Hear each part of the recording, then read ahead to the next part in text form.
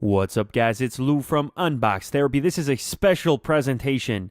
I'm going to be putting 16 gigabytes of RAM inside of this MacBook Pro. I've got a screwdriver. I've got an Android figurine to supervise the entire procedure. No, I'm just kidding. You do not need an Android figurine.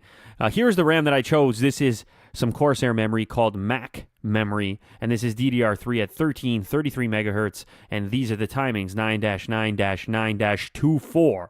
And these are the timings that are necessary if you're going to be upgrading a Mac similar to mine from early 2011 or even 2012. It's DDR3 RAM with those timings. You don't need to buy Mac specific memory or something labeled like mine is. Just make sure that those timings match up. Also, get yourself a decent screwdriver. The screws that Apple is using on this underplate here are not the greatest I've ever seen. So if you come in with a cheap screwdriver, you might mess it up. Get yourself something half decent. So here you can see my incredible speed at undoing this bottom plate here. All you got to do is take this puppy off and you should be good to go. You'll see the wonderful innards of your MacBook Pro shortly after that process.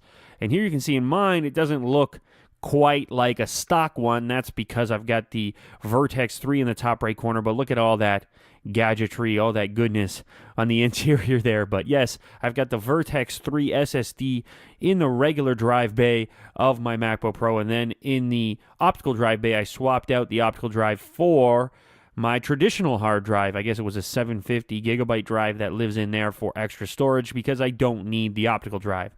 The RAM lives over in the center of the MacBook Pro where I'm pointing right now.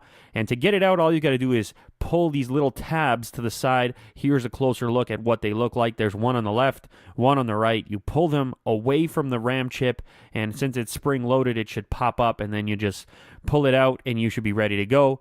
And then you've got to open up your new RAM, of course, and get that inserted. You insert it in the manner opposite of the extraction process, as you'd expect. And it's really easy to do. You just line up the pin. That's the main thing. Make sure you line up the pin on the correct side. Slide it in there. The bottom one is a little tougher to line up than the top one.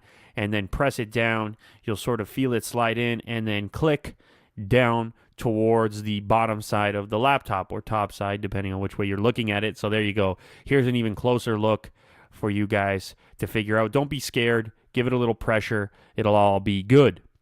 You want it to be flush and straight down.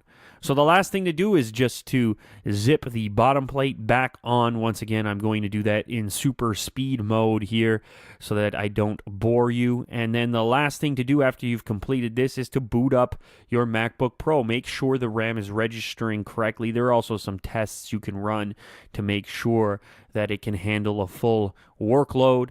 And in my case here, it boots up just fine. I've got the wonderful Apple logo to greet me. And then after getting into the OS, the only thing left to do is to click on the Apple logo in the top left corner, about this Mac, and here you see this is mine, 16 gigabytes, 1333 megahertz of DDR3 RAM. Now I've just got to go out and use it.